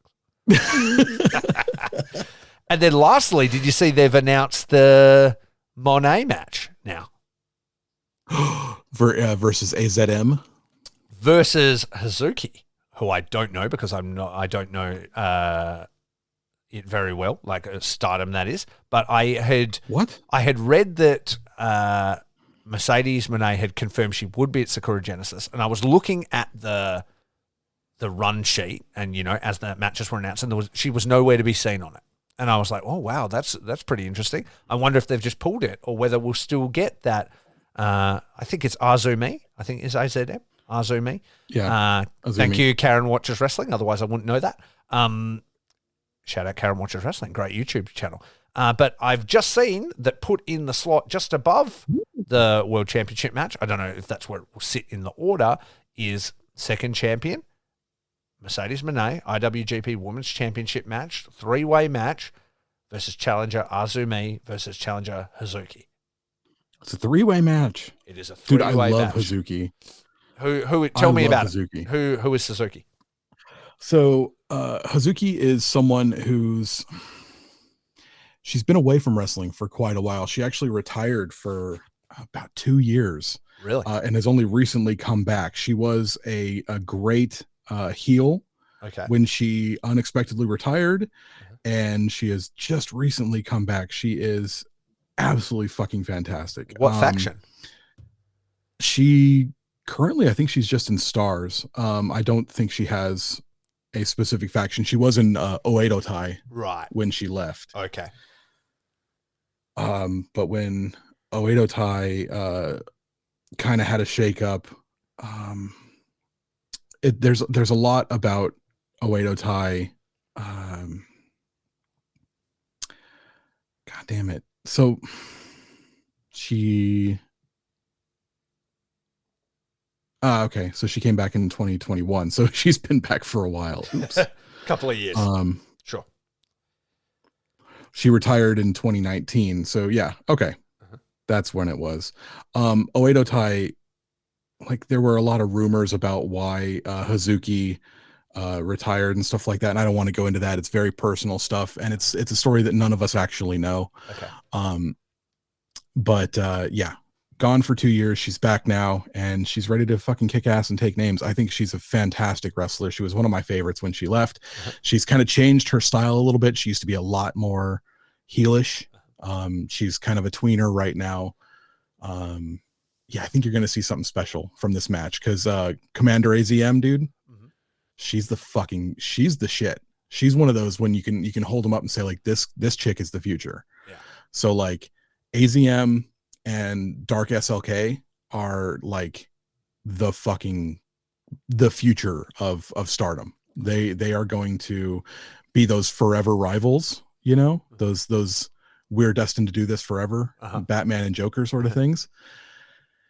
I think you're going to see some cool shit out of AZM. Cool. Nah, I'm excited. I think it's going to be cool, and I think it's going to be a great opportunity. I'm taking some friends with me to Sakura Genesis, and I think they're going to love seeing the Stardom wrestlers as well. So I think that's going to be really cool. And talk about a huge event. We've really got our money's worth. It wasn't like a super cheap event to buy tickets to. It's in a very special venue, and there are just like some great matches on this card. So I'm very, very excited for it. Now, you said that Hazuki is a tweener. You know what else is a tweener?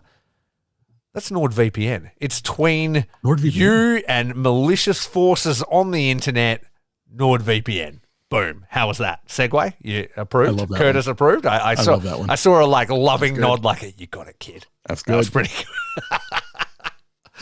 like that gif where I think it's Robert Redford or whatever, where he's on the back of the horse, he just gives you the slow nod as it zooms in on him. That was the look you gave me then, and I felt true pride. I was wondering how. It was great. Yeah, it was a good one. I had you. We're always working on it. So tell me about this NordVPN. Do I even need to tell anybody about it? Surely they fucking know by now. If they don't, it's because their entire internet history has been wiped clean and they no longer have the internet or a device because they didn't have NordVPN. They're listening to us. They didn't have anyone to help them? No, they're listening to us on a friend's phone who's educating them about their mistakes. In prison because their entire identity was scrubbed, and they're basically in like a Mexican prison where nobody knows who they are, what they are, where they came from, and somebody's got them on like an illegal two-way radio cobbled together with bits from the kitchen to be like, hey, you don't need to be here. You could have not been here if you had NordVPN. This is how bad it can fucking get. You're in a gulag because you didn't spend just a little bit of money. You didn't log into nordvpn.com/shorts. You would have had your life together. Instead, now between meals, the guards are stuffing you in a wicker ball and having elephants kicking around the fucking yard for their entertainment. I realize I've been through every type of international prison. It's and a Russian gulag. I've been through every type because they're all the same when it comes to internet jail, where you will be when somebody takes everything you hold dear. You don't want You don't want to go to jail. Yeah, you don't want to go to jail. Do you want your entire life and everything you've built for scrubbed away as somebody slides into your identity? Taken. Stolen from you. Taken. And you know what? Not even a fucking, like a Taken style movie character. I'm going to think of his name. Liam Neeson would be able to save you. What you need is a preventative Liam Neeson. And that preventative Liam Neeson that's ahead of the curve, that's taken them before they take you, is NordVPN. I was getting back there and somewhere. you can grab your exclusive NordVPN deal by going to nordvpn.com/shorts to get a huge discount off of your NordVPN plan, plus 1 additional month for free. It's completely risk-free with Nord's 30-day money-back guarantee. Not only do you get Liam Neeson safety, you also get money back. Because you know what? Liam Neeson's fucking awesome. You know what? That's great for his daughter that like he comes for her. But guess what? She's already fucking dead. It's too late. What you need is preventative Liam Neeson. He sees a terrorist even looking the wrong way at his daughter. Kill him first. And that's what NordVPN does. Kills your enemies. Sees them driven before them and hears the lamentations of their women. That's right. In this one ad, we've been through every type of president in the world, taken the movie, and now we've somehow ended up at Conan the Barbarian. And we started from talking about a tweener wrestler from Stardom. This is my greatest segue ever. You're welcome. You're welcome, NordVPN. Thank you for the protection. For the beautiful protection offered by going to nordvpn.com/shorts. There you go. That's right. How was that one, Curtis? I'm really proud of that. I'm not sure how they're going to feel about that one, but I loved it. You know what? They haven't paid me a red fucking cent, so I don't really care how they feel about it. But what they have given me is protection, and that makes me feel safe. They have given you protection. They've given me protection. Free protection. And so I feel very safe because of it. So thank you, NordVPN. And they can do that for you too. You can have all the benefits that I have on all of my devices. Thank you to NordVPN. Godspeed. I have to take a picture of the pugs. They were... Priorities. They're bathing in the sunlight. Oh, are you sending it to me? They're so sweet. I'm sending it to you. All right. It will go on the Instagram so everybody can understand what they're dealing with. They're sleeping on each other. That's adorable. Yeah. I will return the photo of Synthwave Mochi from, I don't know why I said Mochi, her name's Mochi, that I took not that long ago as she stared at me. Please feel free to direct your eyes to our chat to see what I mean by that statement. Oh, what a little dreamboat. Yep. But she's synthwave Mochi. See what I mean by synthwave? purple and blue and pink. I love that. Yep. There you go. Oh man. Show officially derailed one more time. So guess what? What? Guess what? Guess who we are? Who are we? The King of Shorts, the International Wrestling Grand Prix. Oh, our intro. Good friend Curtis Stevens. Our intro. This is your best friend Rafe Houston. 2 hours and 13 minutes.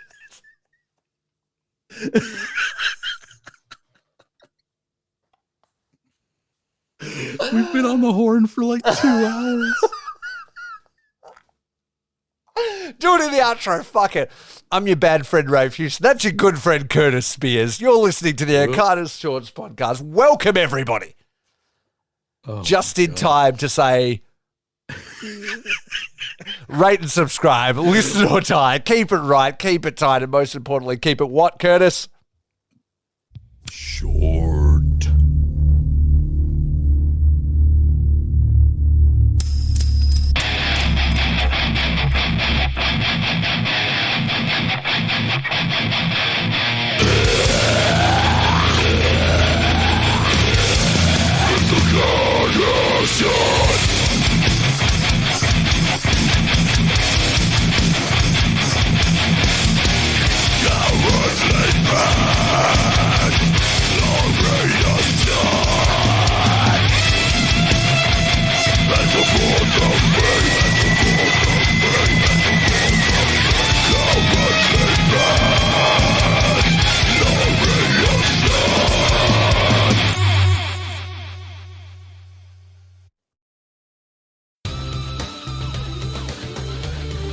This has been a Count Out Podcast.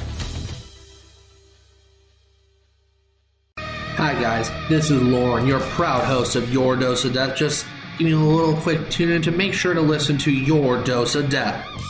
Each and every single episode, I provide a different lens into the world of deathmatch, whether it be wrestlers, content creators, or anyone in between. Make sure to listen to me each and every single episode to get a different lens into the death. And please, make sure to listen to Your Dose of Death.